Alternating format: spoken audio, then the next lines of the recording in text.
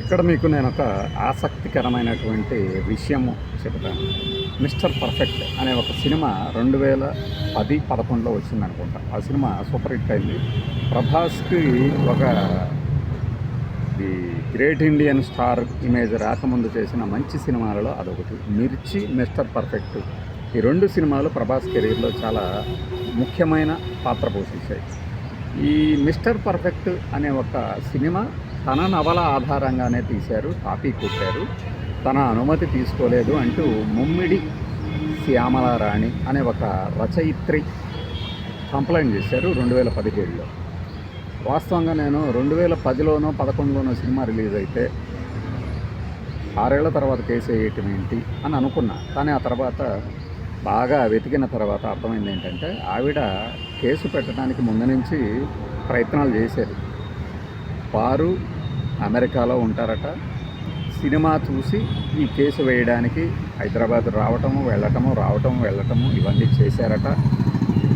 అసలు ఇంతకీ ఇప్పుడు ఈ ప్రస్తావన ఎందుకంటే సుప్రీంకోర్టు ఒక 2 days బ్యాక్ ఒక స్టే ఇచ్చింది ఈ విచారణ మీద, ఆ కేసు విచారణ మీద. ఏమని అంటే సెక్షన్ 420 కింద ఈ కేసు విచారణ చేయడానికి వీల్లేదు అని హైకోర్టు ఒక తీర్పు ఇచ్చింది 2024లో అనుకుంటాం, ఇఫ్ ఐఎమ్ నాట్ రాంగ్. లేదంటే ఇంకే డేట్ అయితే ఆ డేట్ను. దాని మీద ఈ రచయిత్రి సుప్రీంకోర్టును ఆశ్రయించారు. కాపీరైట్ యాక్ట్ 63, సెక్షన్ 420 ఈ రెండు కింద కేసు విచారణ జరగాలి అని. అలానే నా వయసు ఇప్పటికే 71 ఏళ్ళు వచ్చేసాయి, త్వరగా విచారణ పూర్తి చేసేలాగా ఆదేశించండి అని సుప్రీంకోర్టు చీఫ్ జస్టిస్ గారే ఈ కేసు కూడా చూశారు. ఆయన అన్ని అంశాలు పరిగణించిన తర్వాతే హైకోర్టు ఈ తీర్పు ఇచ్చింది. మేము ఆ స్టేని కొనసాగిస్తాము అని చెప్పారు. ఈవిడ విజ్ఞప్తిని పరిగణలోకి తీసుకోవాలి. కేసు వేసే నాటికి ఆవిడ వయసు 63 ఏళ్ళు. ఫైన్. అయితే తెలంగాణ హైకోర్టు ఏమని తీర్పు ఇచ్చింది అంటే సెక్షన్ 420ని రద్దు చేసి కాపీరైట్ యాక్ట్లోని సెక్షన్ 63 కింద మాత్రం కంటిన్యూ చేయొచ్చు విచారణ అని. అంటే కేసు పూర్తిగా పక్కకు పోలా, విచారణ సాగుతూనే ఉంది. రైట్. ఇప్పుడు ఆ తీర్పు వచ్చింది మొన్న.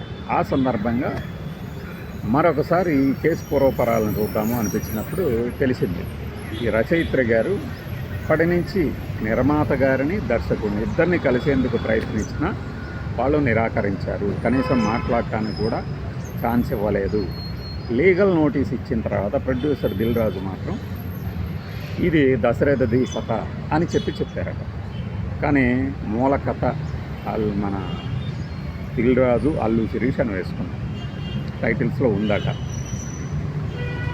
కానీ దశరథ గారిని మాత్రం ఆయన అడ్రస్సే మేము పట్టుకోలేకపోయాము. ఎక్కడ అడిగినా ఆయన అడ్రస్ ఇవ్వలేదు. మేబీ ఈవిడ ఇలా ఎంక్వైరీ చేస్తుందని తెలిసిన తర్వాత వాళ్ళు నిరాకరించి ఉండొచ్చు తెలివిగా. చివరికి తెలుసుకునేసరికి ఒక అడ్రస్ తెలిసింది, అక్కడికి నోటీస్ పంపించిన ఇది దిల్ రాజు గారిది అని ఆయన ఇద్దరు డ్రామాలు ప్లే చేశారు అనేది రచయిత్రి ఆరోపణ. అలాగా 2017 వరకు కేసు వెలుగులోకి రాలేదు. ముందు ఇలాంటి కాపీరైట్ యాక్ట్ రాగానే కట్టగానే పోలీస్ స్టేషన్లో వాళ్ళు నేను చూస్తామంటారట. ఎందుకంటే సిఐలు, డిఎస్పీలు వీళ్ళందరూ కూడా నీదని గ్యారంటీ ఏంటి, ముందు అదే కదా నా కాపీ కొట్టారని కానీ నీదని గ్యారంటీ ఏంటి, నేను నవలు తీసుకురండి, తీసుకొచ్చాను, చూపించారు. చదివిన తర్వాత సిఐ, డీసీపీ ఇద్దరు కూడా ఇది మీదేనండి అని అన్నారట. అది చాలు కదా ఆ విజయానికి. మనము చదువుదాం, మీకు చెప్తాను.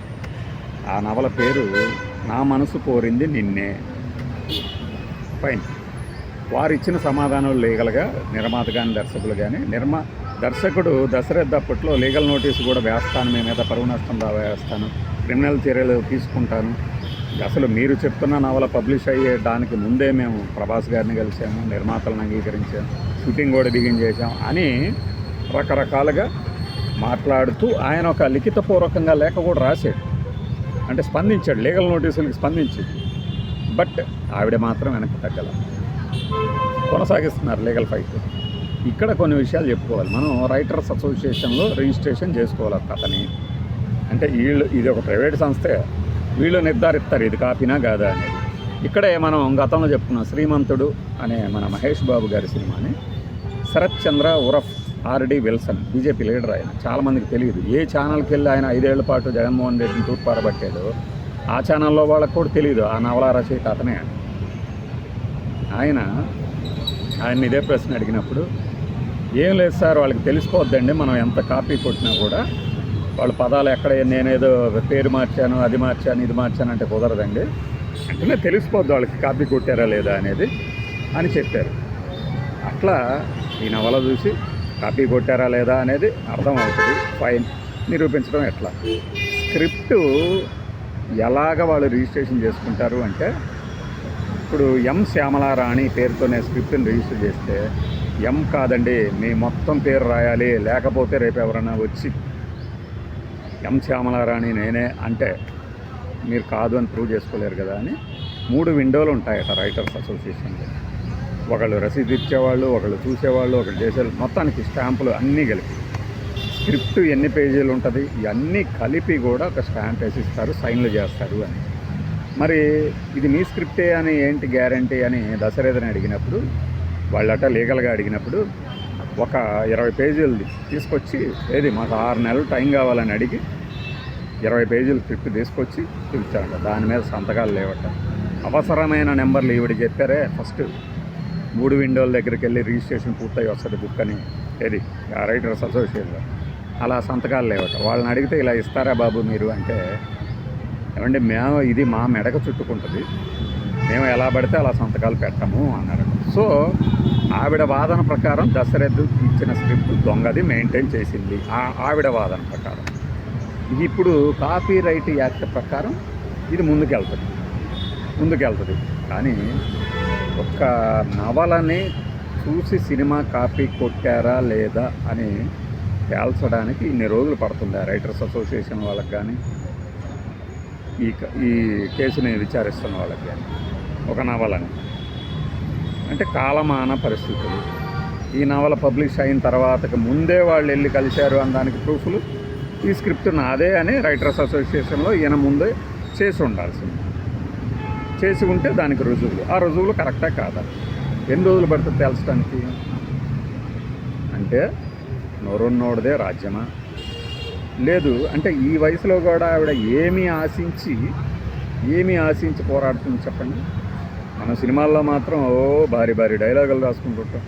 జస్ట్ ఫర్ ఏ చేంజ్, ఒక బలహీనుడి పక్కన కూడా ఒక బలం అని డైలాగులు చెప్తూ ఉంటాం. మిస్టర్ పర్ఫెక్ట్ అని మంచి టైటిల్స్ పెడతాము. ఇదే కాదండి, మన పెద్ద దర్శకుడు గడ్డం వేసుకొని తిరుగుతూ ఉంటుంది. కృష్ణ గారి సినిమా భలే కృష్ణుడు ఎత్తిపెట్టాడు, అదృష్టవంతుడు ఎత్తిపెట్టాడు, మీన ఎత్తిపెట్టారు. క్రెడిట్స్ ఇవ్వడానికి కూడా ఎక్కడ లేని ఒళ్ళు బద్దకపు జీవులు. అంతెందుకు సాజన్ సినిమాని అల్లరిపీడుగా తీశారా లేదా? అప్పట్లో ఎవరన్నా బయటకు చెప్పారు? తర్వాత మేమేదో ఇన్స్పైర్ అయ్యాం అది ఇది అంటారు, రైట్స్ కొన్నామంటారు. మనకేం చూపిస్తారా? నువ్వు ఆరోపణ చేస్తున్నావు, నీ మీద కేసు, ఇలా ఉంటుంది. ఎవడన్నా మాట్లాడితే వాడి మీద కేసు వేస్తామని బెదిరింపులు. మీ మీద ఉన్న కేసుల్ని మీరు సక్రమంగా పరిష్కరించుకోండి. ఇలాంటివి మొదట్లోనే, అంటే ఆవిడ నిర్మాతను కలవడానికి వెళ్ళినప్పుడు బాయ్ ద్వారా వెళ్తే, మీరు ఏదో రోడ్డు మీద వెళ్ళేవాళ్ళు అనుకుంటారేమో, మేము అమెరికా నుంచి వచ్చామని కూడా చెప్పు, కలవాలంటున్నారు. ఇది కూడా ఆవిడ ఎందుకు వెళ్ళారు అంటే వాళ్ళ ఫ్రెండ్స్ చెప్పారట, నువ్వు అలా కేసులు పెట్టడం అది ఇది అని ముందే ఇది చేయకమ్మా, అనవసరంగా ఎందుకు, నీకు మంచిది కాదు వాళ్ళకి మంచిది కాదు, ముందు కలువు అంటే సామరస్యపూర్వకంగా వెళ్ళి కలిశారు. దానికి అంగీకరించలేదు. ఇది ఎలాంటి పద్ధతి అంటే, ఇలా అనుకుంటే మా దగ్గరికి రోజు బొచ్చెడు మంది వస్తుంటారు. ఈ కబుర్లు చెప్పకండి, మనం అందరం మనుషులమే కదా. మీ మీద ఆరోపణలు, పైగా ఇప్పుడు 2017లో కేసు నమోదైతేనే 2026 దాకా నడిచింది.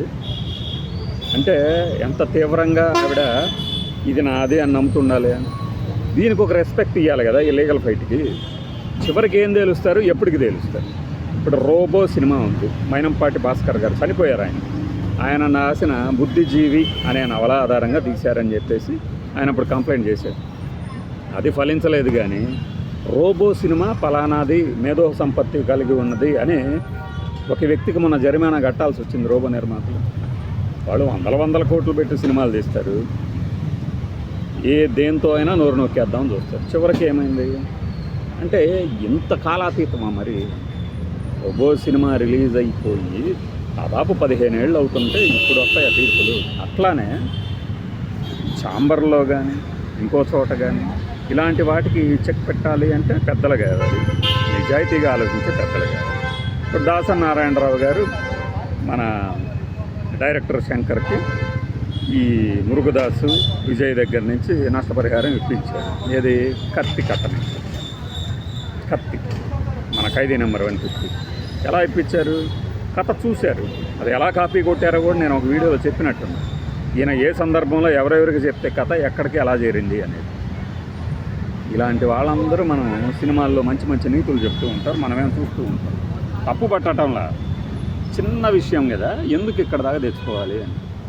ఇది తెలియని మన మిత్రుడు ఒకడు, నా అప్పట్లో ఎండమరి కూడా చిరంజీవి తీసేవాడు అంట కదా. అంటే వీళ్ళకి జ్ఞానం ఉండదు, తెలియదు, అసలు ముందు తెలియదు ఏం మాట్లాడుతున్నారో వాళ్ళకి తెలియదు. ప్రశ్న వేసాము అనుకుంటాం, అంతకుమించి ఏం చెప్తాం. ఇది మిస్టర్ పర్ఫెక్ట్ గురించి ఎందుకు చెప్పాల్సి వచ్చిందంటే ఇప్పుడు ఇంకా లీగల్ ఫైట్ నడుస్తుంది అని. యాక్చువల్గా నేను ఆ మధ్యలో ఎప్పుడో వేస్తే ఎప్పుడో వచ్చింది కదా సినిమా అంటే మనకి వచ్చే వార్తలు బయటికి అలా వస్తాయి, కానీ దాని వెనక ఎంత ఉందనేది ఒక్కొక్కసారి తెలుసుకోగలుగుతాం, ఒక్కొక్కసారి తెలుసుకోలేము. ఇది ఈ వీడియో ద్వారా నేను మీకు చెప్పదలుచుకున్నాను.